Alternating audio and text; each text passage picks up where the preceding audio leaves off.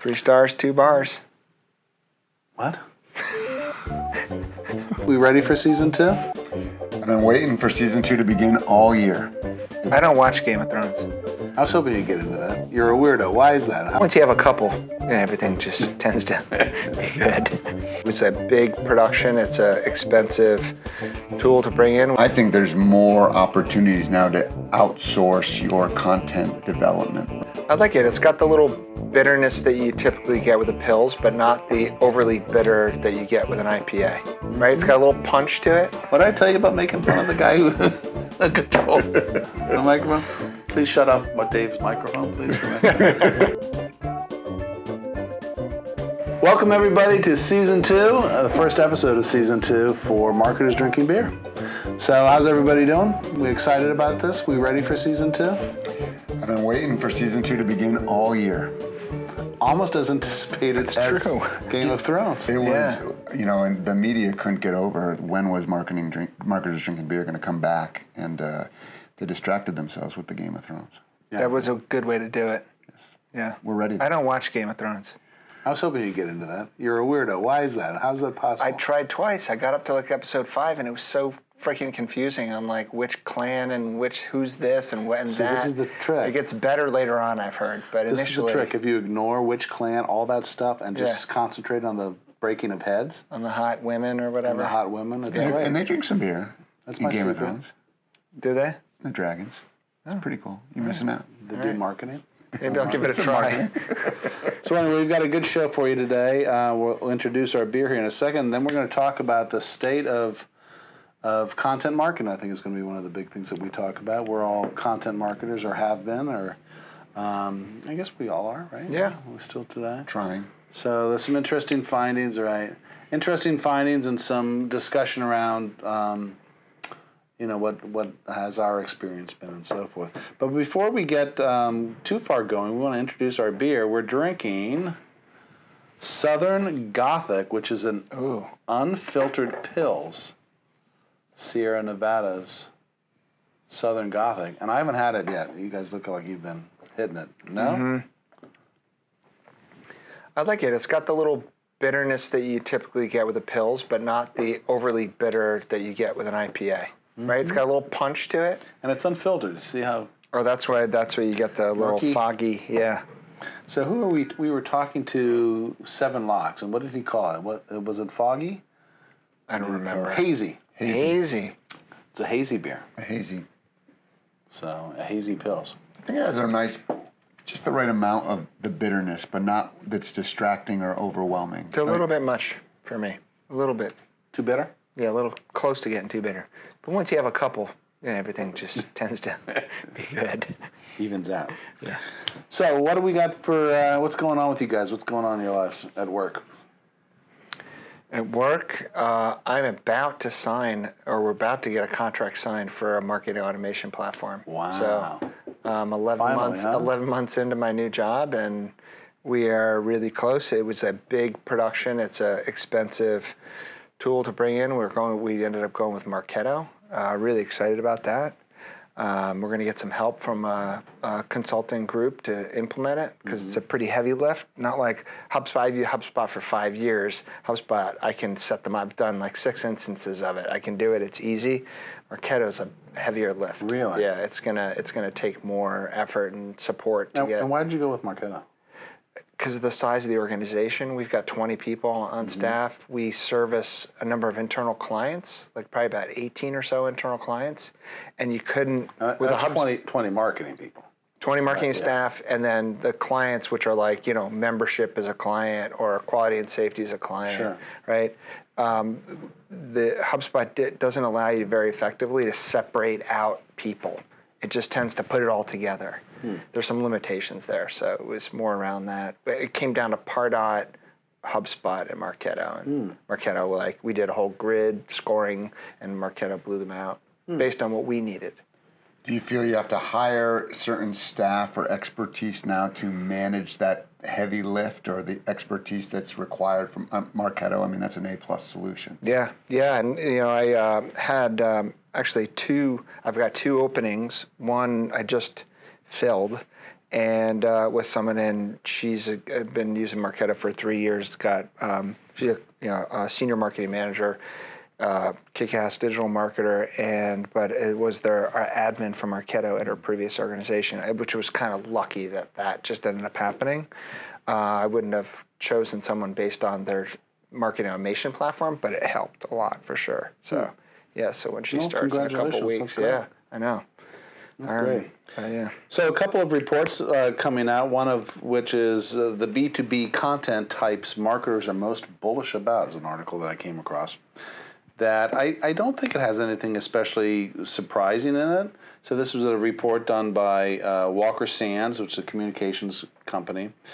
They came out with a variety of different metrics about marketing, but I think the one that I wanted to concentrate on is the top 3 marketing channels, I guess you would call them: social media, website content, and video. Which flies in the face of, we have a mutual friend who thinks that social media is dead, but I don't think it is. So, any of that surprising to you guys? Nope. You didn't have email, right? Email. I think social media, I might fall.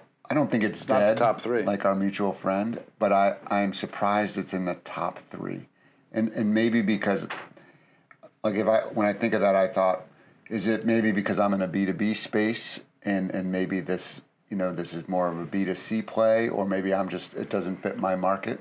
Video support 100%. Yep.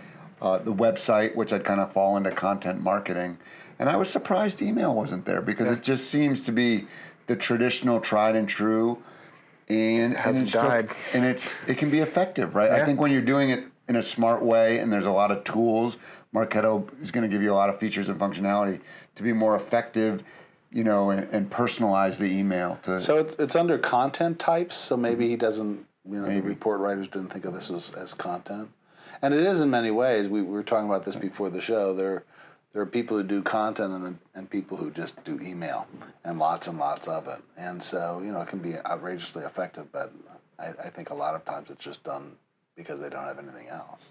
Yeah, probably. That's kind of my experience. It's an interesting discussion about like what is content, right? Yeah. Because you hear about content marketing, you hear about email marketing, and you don't typically hear of email marketing be part of content marketing, right? So it wouldn't surprise me that it's not there, because it's talking about content types, not necessarily tactics. Or content as a part of event marketing. There are a bunch of things like that where content sort of ends up finding its way into just. Right. I think everyone just says content marketing because they're creating content, but until there's a strategy that's driving what content should be developed for what audience and to meet certain objectives. Save that thought, because we're going to get into it in a big way. But yeah, social media 72%, and the next highest is website content 65%, and then 63% for video. So it's overwhelmingly popular. Under the video stuff, that's kind of interesting. 31% are producing video. 25% are recording live streaming video, which is interesting. Virtual reality, 12%. That shocks me. That's a little high. Strikes me. Augmented reality, 10%. Podcasts, 10%. Video / multimedia content. Let's see. And then animation down at 3%. So not a whole lot of surprises there. But anyway, I just wanted to... That crossed my desk. I thought it was kind of interesting. What do you got for us, Patrick?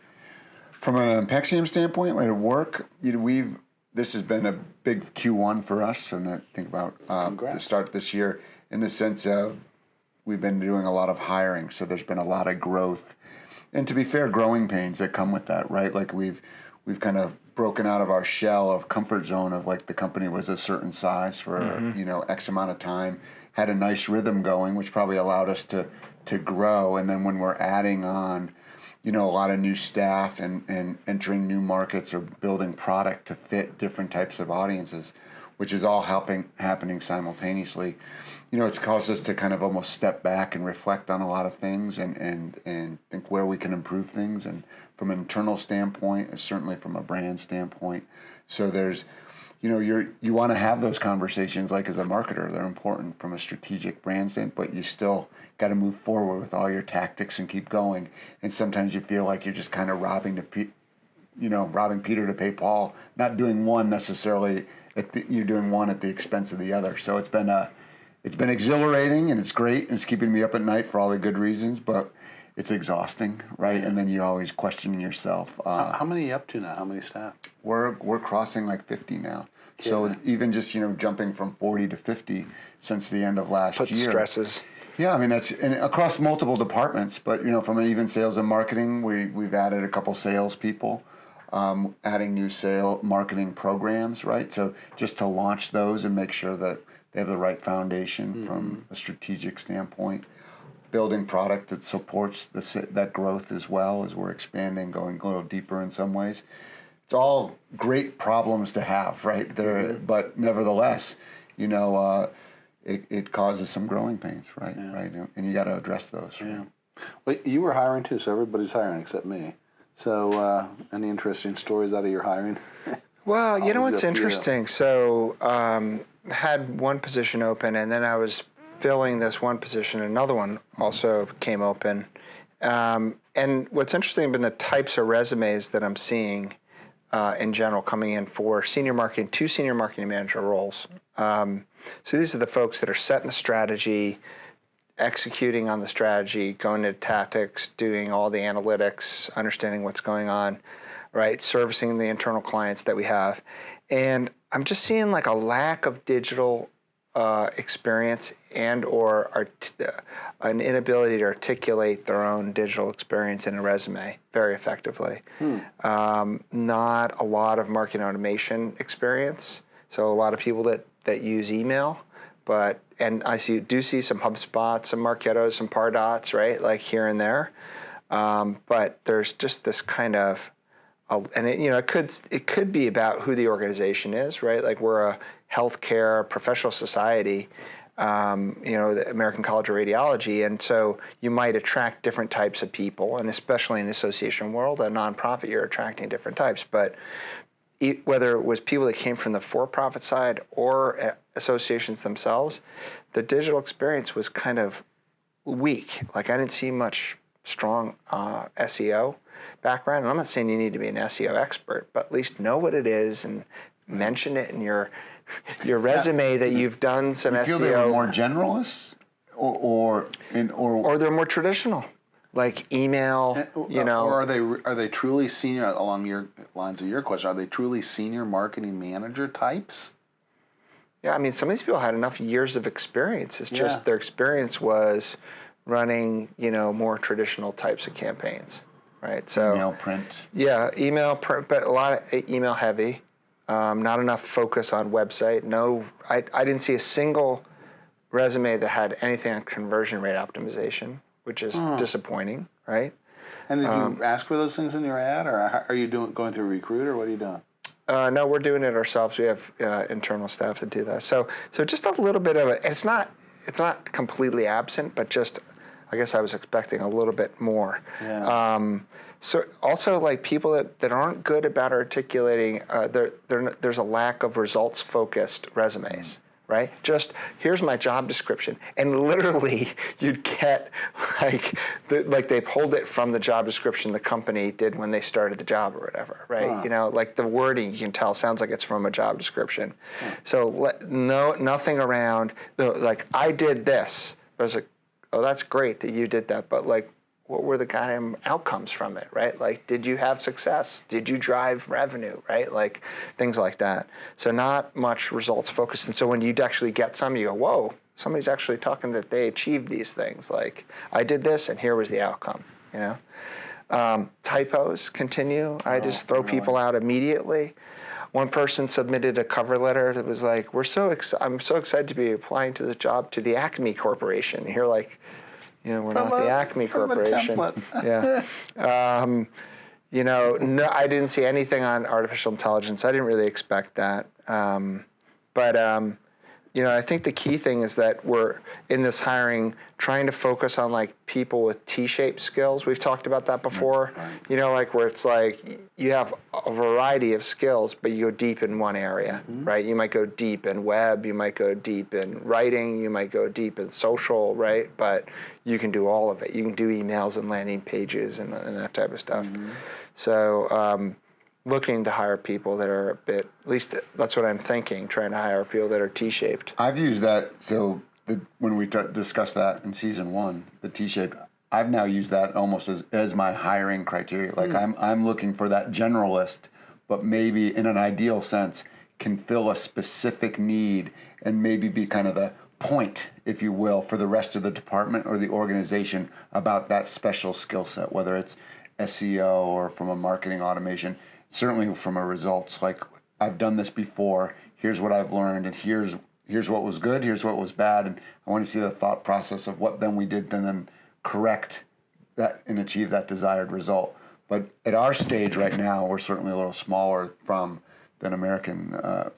your organization, but we need more of the T than the deep dive, but I'm looking for something. I wonder if you'd have more luck if you advertised for a deep dive. If you said, look, I want an expert in conversion rate optimization, and hope to get, because you're really asking for a general thing and hoping to get one of those deep dives, maybe ask for the deep dive and hope you get somebody who's a generalist.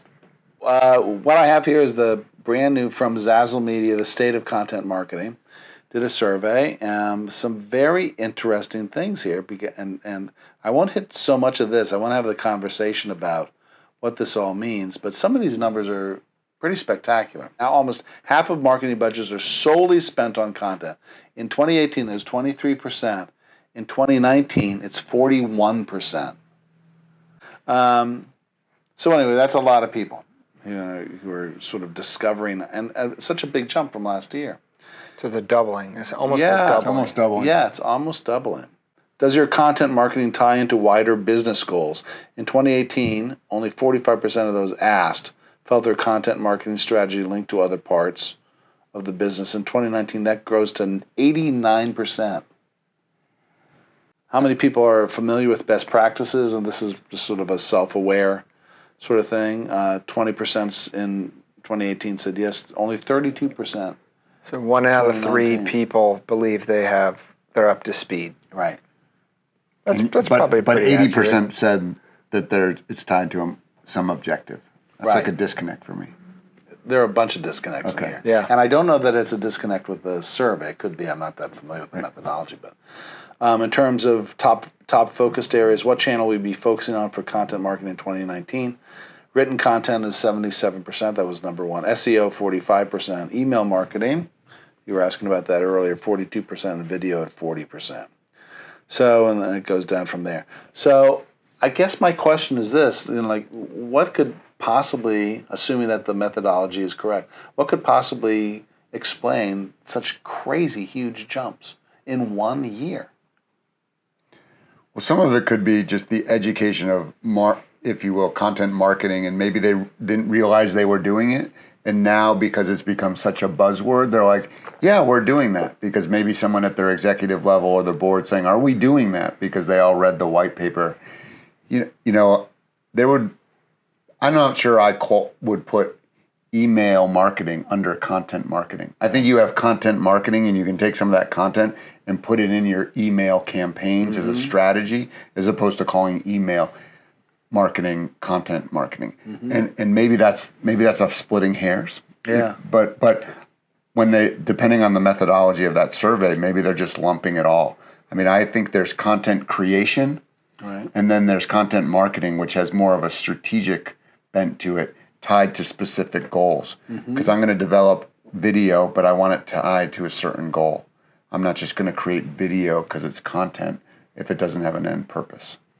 Right. Does that make sense? Well, let me ask you guys this: what's left after video? You got event marketing, and there's some content around that, but that's different. And certainly in the industry that you're in, there's a lot of money spent on events. But magazines are drying up and going away. There isn't much space advertising. It used to be before content marketing. I did mostly space advertising. I did millions of dollars of space advertising and direct mail, back before email was a real thing. So what's left? Maybe it's just the other channels have just sort of disappeared in some form or fashion. I mean, you're still doing digital advertising. It's shifted from print to digital, right? So you're buying paid social, paid search. Are people doing right? as much? Retargeting. As they used to do? Oh yeah. They are, but it just seems to me it's less expensive. I mean, I'd spend $1 million on space advertising back in the day. I don't know that I would have switched $1 million, throwing $1 million at social advertising or pay-per-click. Maybe. I don't think that's strikes me. Yeah, some of the data just I just when I see such big jumps in 1 year, it just makes you wonder. You know, like how do you go from 23% of their budget on content to 41% of the budget on content in 1 year? It just seems like a huge. That's like a mass. You might see 23 to 33 or 30 or something like that, right? Like it's so spectacular. Yeah, it's almost a doubling, and it just. It's hard. It's hard for me to wrap my head around too, because if you can think about like if I put Impexium in kind of that filter, and you think about our addressable market, right? Like, could the market really support that big of a jump? Right? Like at some point there's a saturation, right? And you're just not doing it well. Maybe you're just creating content for the sake of content, which might be happening, but at some point you have to be, we know it's happening. Maybe more of it's getting outsourced. Maybe they're spending more money outsourced, because you might spend more money outsourcing content and having people write stuff. A lot of times your marketing folks that are in the trenches doing marketing don't have time to write an ebook, unless the organization gives them time to be able to do it and says, we prioritize that. But so you start to get, if you're going to go out and get someone to write a 5,000 word ebook or 10,000 word ebook, that's going to cost you some money. I think there's more opportunities now to outsource your content development, right? Yeah. The content creation through agencies Especially or video. expertise. And I know people that have left their corporate job because whether it's more freedom of time, more pay, they said, I can write content on my own and pick my clients versus doing the same content within the realms of that corporate, entity. Yeah. And so I certainly think people understand the importance of how content marketing can drive your message or drive certain goals. But in the same way that some people are doing it very pinpointed and a lot of people are going broad and maybe not achieving anything, but the broadness maybe increases some of those swings. Let's talk about effectiveness. 19%. So we got our categories are extremely effective, very effective, somewhat effective, not so effective, not at all effective. 19% say their content marketing is extremely effective. 47% say it's very effective. Somewhat effective is 13%, not so effective 3%, not at all effective 0%. I'm not sure I believe those numbers. They strike me as artificially high. I mean, that's one out of 5 people are extremely effective. Well, also, it makes me wonder, are all these people measuring it? Probably not. And so then it's just kind of, I feel it's good. I feel it's good. It's not. I know that I generated 475 leads in the last month with an ebook. I'm going to answer that question. How do you measure the success of content marketing? Increased website traffic. I'll just go in order at 89%. Improved SEO ranking, subscriber growth, increased sales, higher conversion rate, better sales lead quality, and brand lift. And some of those metrics right there are like a means to an end, right? Like I can drive people to my website, but then we have to discuss, is that qualified traffic? What actions did they take on the website? I mean, there's a lot of what ifs there. So for me, I kind of read that and I think it's nice, but it doesn't answer my question, right? And I think that's to Dave's point, like what's being measured and what's the quality of that measurement, right? Like if we're all trying to generate a lead, we know that like leads then are qualified or not, or they have to be nurtured, or maybe it's part of a nurturing campaign. So it's not that it's ineffective. It's just maybe the quality of that effectiveness of what are you trying to achieve. If you're trying to get people at the top of the funnel so then you can nurture them with other pieces of content, that might be an effective campaign, whatever it may be.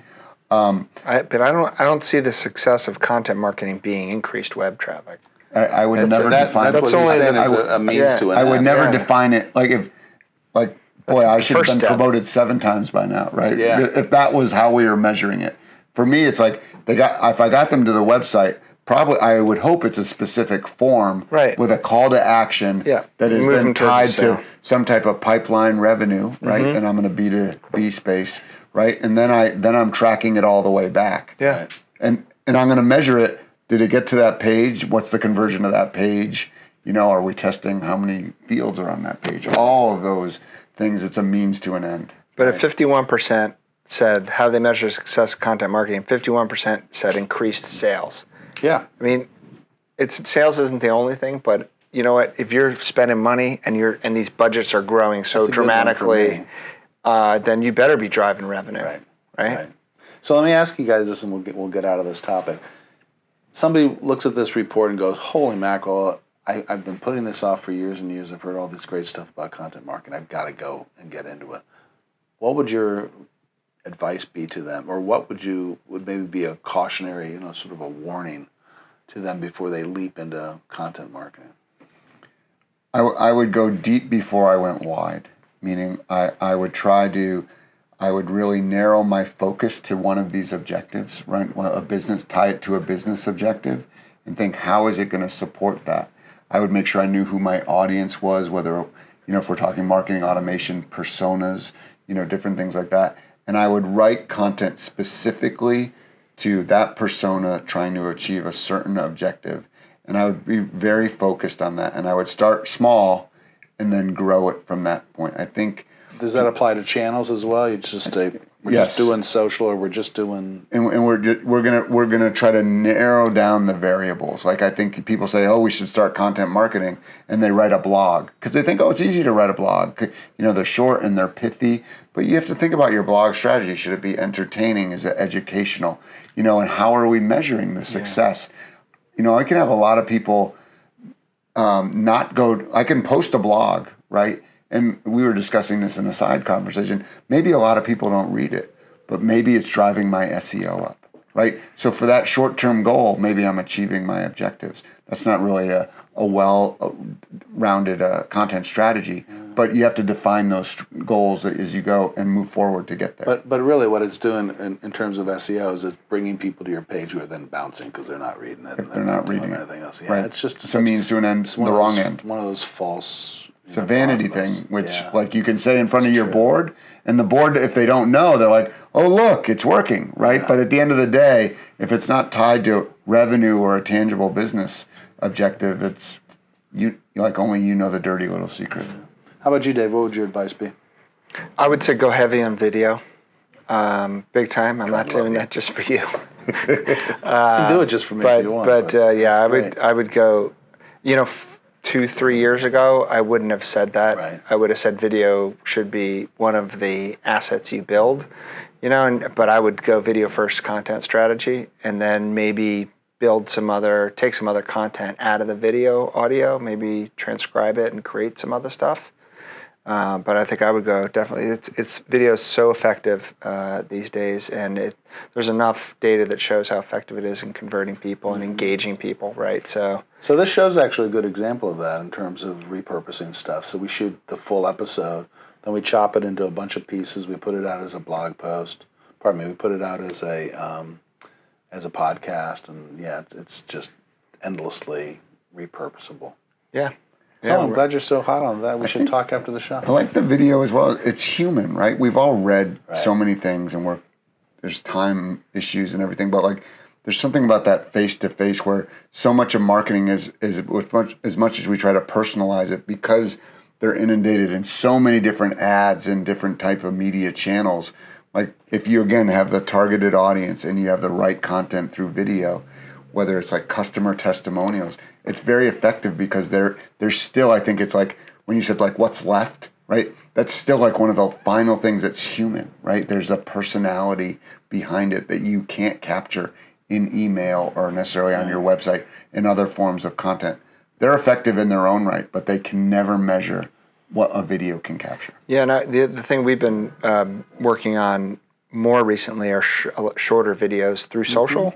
So like 6-second, 15-second videos, and not the 2 and 3 minute long things that people, depending on what it is, may not stick around, right? It's like that bite-sized stuff that maybe you pull them in, you get them through like smaller bite-sized stuff to some longer video. Are you bringing them back into your website, or are you mostly just working with them as an audience on Facebook? Bringing them back to the website.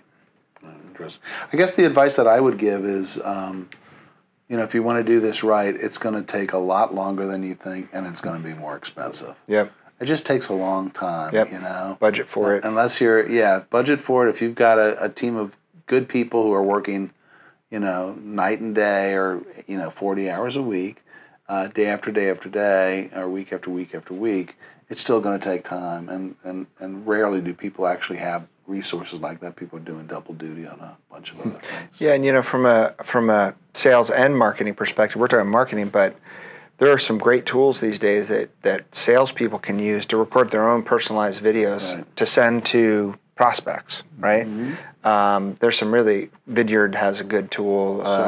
Soapbox, which is Wistia's tool, right? Like, make it really easy for salespeople to, instead of sending back an email, sending back a more engaging short video to engage. That connection with the make a connection, yeah. And so getting the salespeople into that process as well can be really effective. Great discussion. What do we think of this beer here, guys? We good with that? Did you drink yours already? Yeah. Wow. I'm behind the times. I catch usually up. I thought are. it was pretty damn good. I think it was okay. So, I give it about a 5. You're gonna hate the next beer that we Looking forward to it. Next beer we're gonna do is an IPA. Oh boy. Some from Right Proper, right here in the District of Columbia. Ooh. Gotta go local. 3 stars, 2 bars. What? 3 stars. The flag. I'm sorry. I was trying to figure out what that. Where have you been? With Right You just Proper. looked at me like I was Season 2 crazy. started 20 minutes ago. What a good way to end the show. What? Make fun of Paul. What did I tell you about making fun of the guy who controls the microphone? Please shut off Dave's microphone, please. For me. Anyway, so that's the end of episode 1 of season 2. Good stuff, huh? Yeah. Cheers. Oh, and we need to say a very happy hello to Tom Lehman, who has relocated to New Mexico, and we got to do a live show out there one day. Like a road trip. Big time. Right. So our thanks to Frank, our producer, Frank the Wonder Boy, our producer, and Thanks, to Frank. Devin, our assistant producer. You got a promotion. Look at that. That's pretty good, huh? You show up your first day and you get a promotion. Anyway, until next time, check the show notes for the next show, and we'll see you then. Bye bye.